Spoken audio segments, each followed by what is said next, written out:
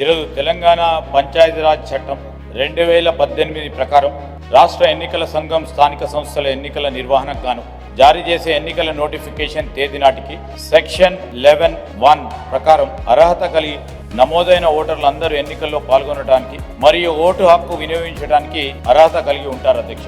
అయితే 2024 ఆగస్టు నందు election commission of India జారీ చేసిన ఆదేశానుసారం ఓటర్ల జాబితా పొందడానికి ఈసీఐకి 60 రోజుల ముందుగానే లేఖ రాయాలి చైర్మన్ సార్. తదుపరి అప్పటి వరకు అందుబాటులో ఉన్న ఓటర్ల జాబితా అసెంబ్లీ నియోజకవర్గాల గారిగా ఇవ్వటం జరుగుతుంది అధ్యక్ష. స్టేట్ ఎలక్షన్ కమిషన్కి సొంత ఓటర్ల జాబితా లేదు అధ్యక్ష.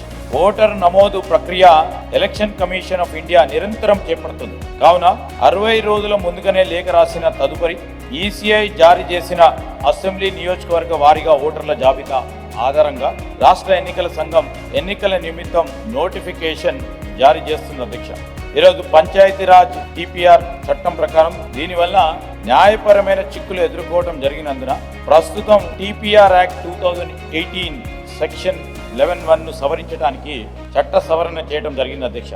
కావున ఎన్నికల కమిషన్ ఇచ్చే నాటికి rule 22 of registration of electoral rolls 1960 ప్రకారం అప్డేట్గా ప్రచురించబడ్డ ఓటర్ల జాబితాను ప్రామాణికంగా తీసుకొని సంబంధిత ఓటర్లకు ఎన్నికల్లో పాల్గొనడానికి అవకాశం కల్పించే విధంగా సాధ్యమైనంత వరకు యాజ్ ఫార్ యాజ్ పాసిబుల్ ఎన్నికల నోటిఫికేషన్ జారీ అయ్యే నాటికి ఓటర్లను తీసుకోవడానికి ప్రస్తుతం సెక్షన్ 11(1) చట్ట సవరణకి ఈ రోజు ఈ సభ ముందట ప్రతిపాదించడం అయింది అధ్యక్ష. దీనివల్ల ఎలాంటి న్యాయపరమైన చిక్కులు కలిగే అవకాశం ఉండదు అధ్యక్ష. కావున ఈసీఐ జారీ చేసిన అప్డేటెడ్ మరియు ప్రచురించబడ్డ ఓటర్ల జాబితా ఆధారంగా రాష్ట్ర ఎన్నికల సంఘం ఎన్నికల నోటిఫికేషన్ జారీ చేస్తుంది అధ్యక్ష.